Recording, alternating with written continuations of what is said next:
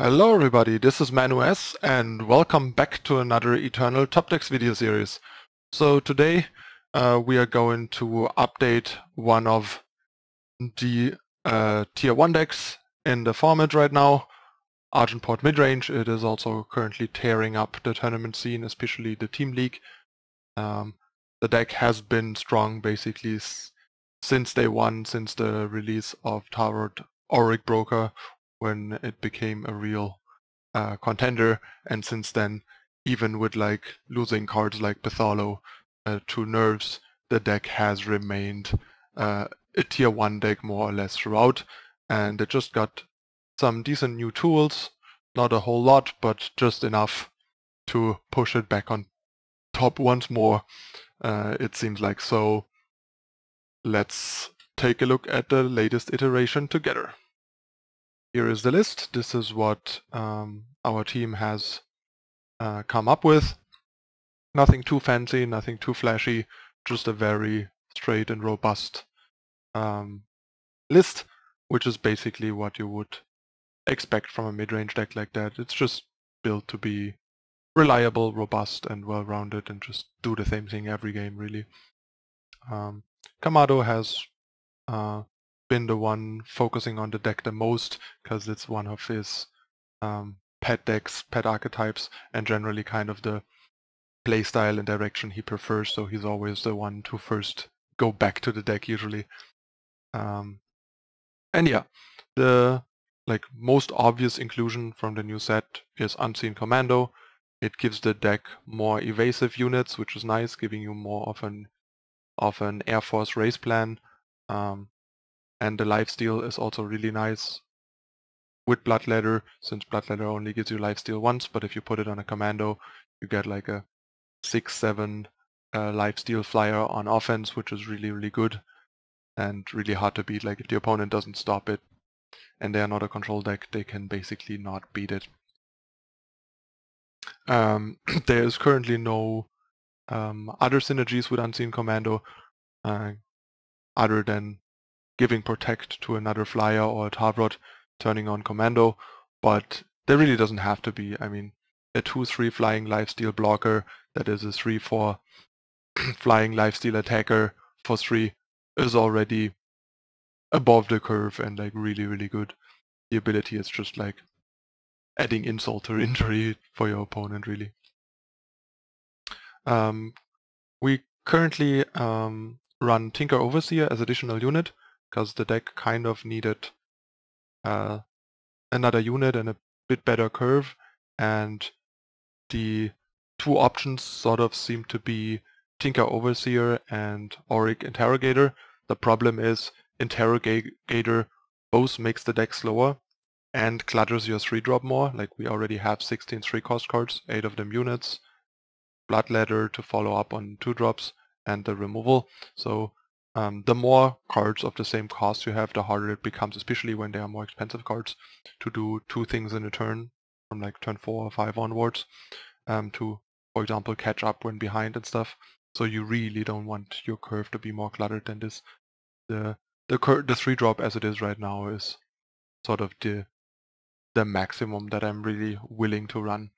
Like if it was possible, I wouldn't mind cutting like a Slay for another 2-cost removal, but right now the versatility of Slay and the 3-drop not being super cluttered makes me fine with just running the 4 Slay over another Annihilate or Vanquish. And yeah, Overseer also happens to synergize really well with Bloodletter. And 2 Overseer and 3 Bloodletter is a lot of pressure and a nice swing in a race. Also, the 4 Runehammers make Overseer a bit better than a 2-2 flyer.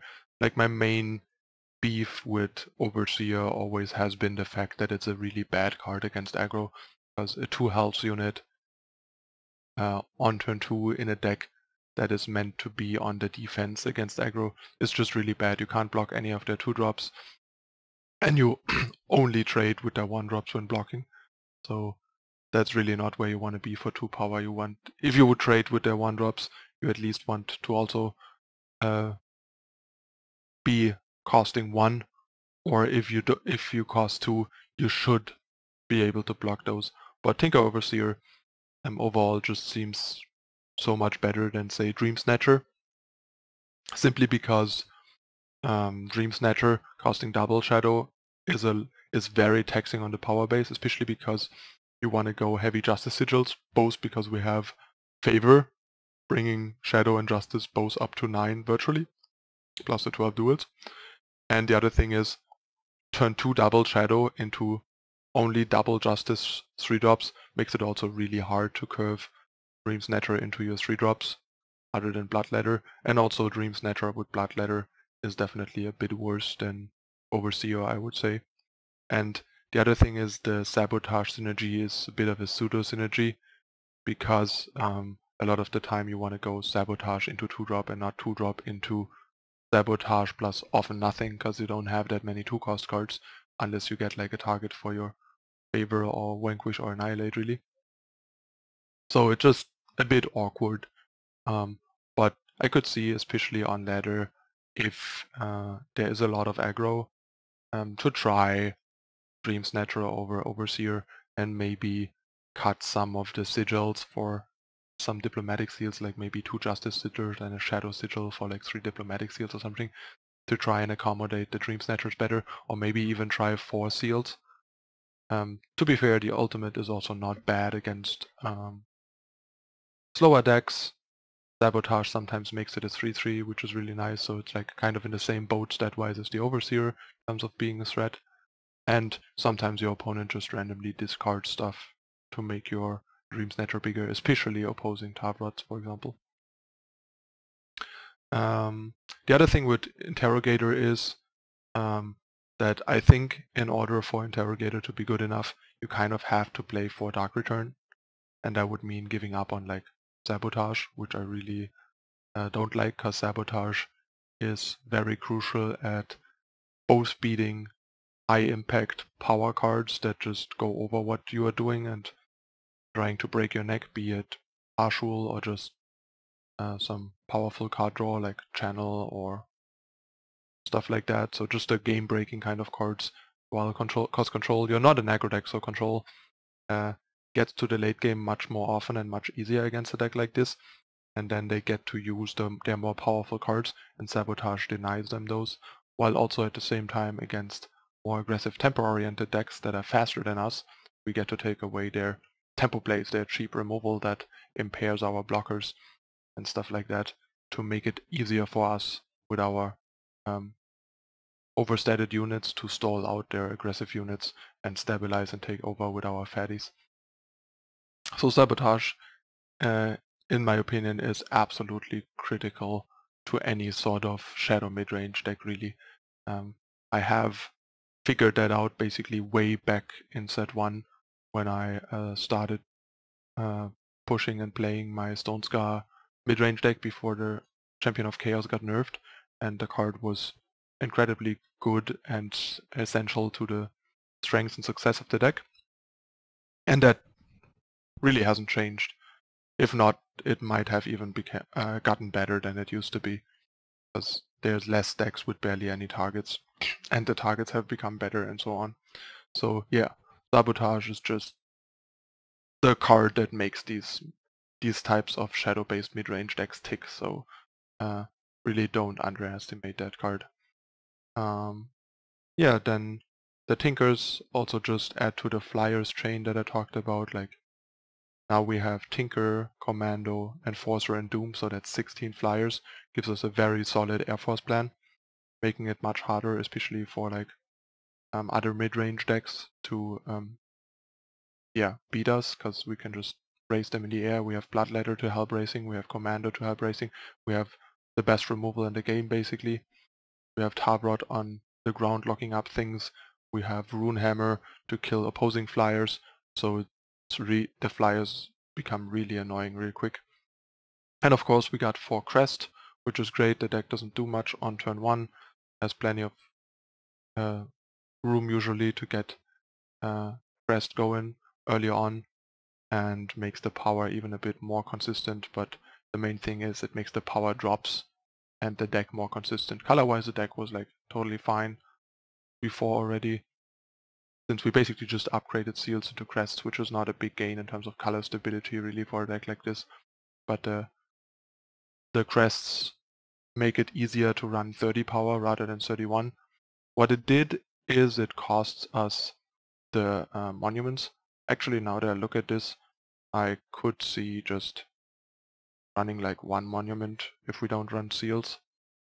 Like 1 is probably fine, like 5 depleted sources in a deck like this. Still like 13 sigils for seed is actually fine. Like I just recently cut the seals again and didn't really think about monument anymore.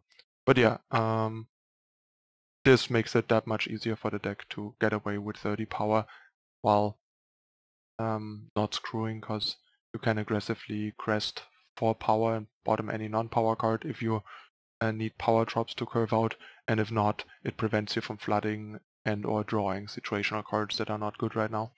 It just does a lot for mid-range deck especially. And yeah, other than that, there's basically 1 slot that we have left, which is a protect right now. I couldn't fault anyone for running like 3 sabotage and 2 protect, because often it's better to draw a protect and a sabotage rather than 2 sabotage.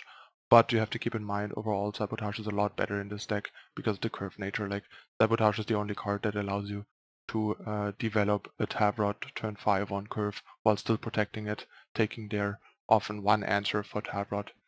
One of the turns before turn 5 when you drop Tavrod, that's like the big upside of sabotage, that it's preemptive and in a way weirdly more tempo efficient, because protect turns every card into +1 in cost if you want to make sure they can't kill it. Like you can't play a Commando on turn 3 without them having a window to kill it before you have protect up. With sabotage you can just sabotage on turn 1 or turn 2, clear the pass, drop your Commando on turn 3 unless they top decked another answer. Your Commando is safe to start racing them. Or like even block because they don't have a combat trick against aggro decks and so on. Protect just doesn't let you do that. Also sabotage protects you from relic weapons, protect doesn't. And so on. And Xenon initiation. While protect also doesn't do that. I mean, it's also possible to just, if you don't like the one-off protect, play like another removal, maybe another Annihilate, for example, or even if the power still feels a bit wonky, just play another monument, for example. There's a couple of options I could see. But all in all, 5 protection type spells is pretty nice. And the one of protect is like basically never bad, because it is so versatile and has the potential to blow out the opponent. And it has synergy with Commando turning on the Commando trigger and so on and so forth. It can just do a lot of things, so I like it. And yeah, the rest is just what it always has been. The Tavrod isn't the strongest possible Tavrod in this version, because there's only 12 hits, like 11 hits, like the 8 weapons, and Tavrod itself, and I guess Monument when it's active, because the Lesrai Falchions have left the deck with Basalo, and Interrogator isn't in the deck for the reasons that I mentioned, and that kind of leaves us empty on options for Minotaurs. Copperhole Porter, or what he's called, the the new 2-1. What's the name? Let me check. Is it Copperhole Porter? Yeah, Copperhole Porter. It's actually Copperhole Porter. Is a Minotaur. The problem is it's not reliable enough to really contribute towards your power base, because the opponent will just, if they realize you actively trying to kill it, a lot of decks can just ignore it and not kill it, and then you're power screwed, so that's bad. And if you build your power base mostly without it, you end up with a 2-1 that doesn't really draw your card, because a lot of the time the extra power card will not do anything for you, because the deck doesn't have any power sinks, just has 4 or 5 drops and that's it. So Order is a bit meh, and it's not really a good threat. So replacing Overseer with it makes the deck a lot weaker and a lot worse at racing and stuff. and you can't really replace Favor with it, because yeah, Favor is like still probably the best, one of the best or the best and most broken card in the entire game. It's just absurd how good this Favor is and how much better it is than all the other Favors. Like, most other Favors will not see play anymore. Like the blue Favor basically got replaced by the blue Waystone, which is, I think, kind of bad design, making the blue Favor even more obsolete in a way than it already was, as a, because it always only was like in small numbers because of the diminishing returns of drawing multiples.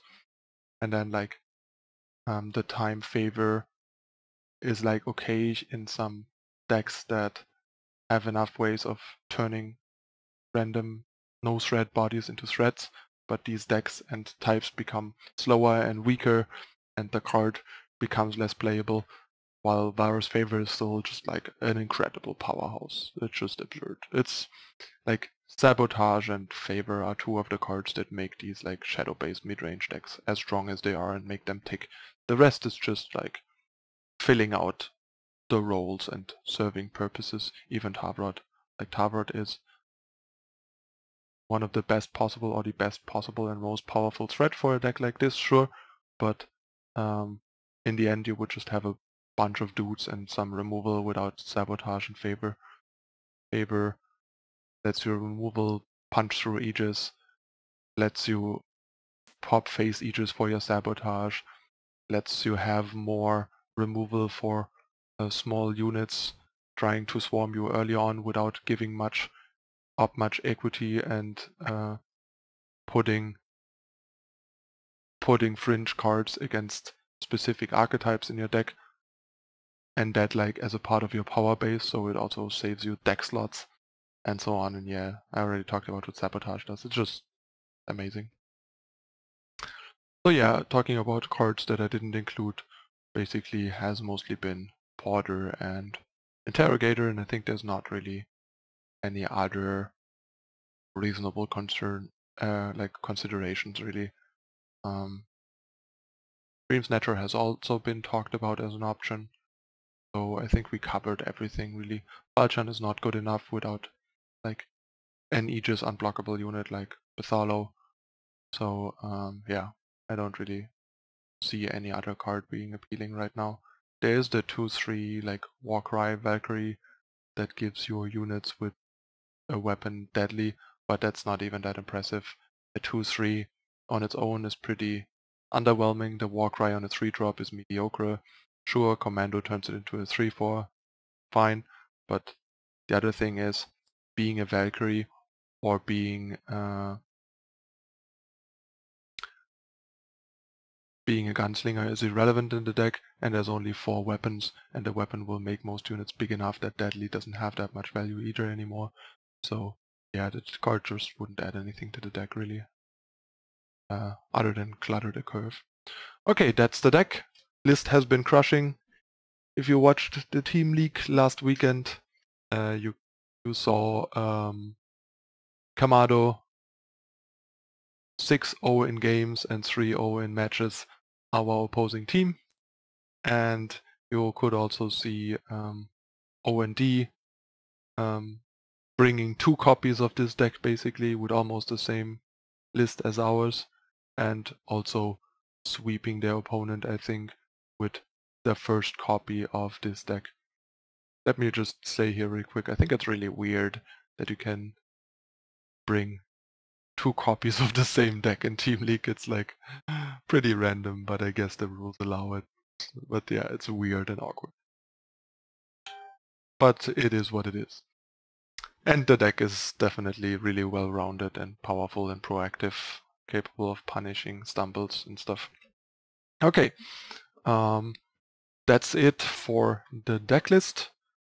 A bunch of subtle upgrades here, bunch of nice subtle new tools, and all of a sudden the deck is back on top, crushing people. So if you wanna make sure you're winning in in Constructed right now, make sure you try this deck out, because it's one of your best options at reliably winning no matter what you're facing. And as usual, gonna hop into some games, show the deck in action to see how it fares in the current field and how to pilot this new version. So don't go anywhere. Game 1's coming up next.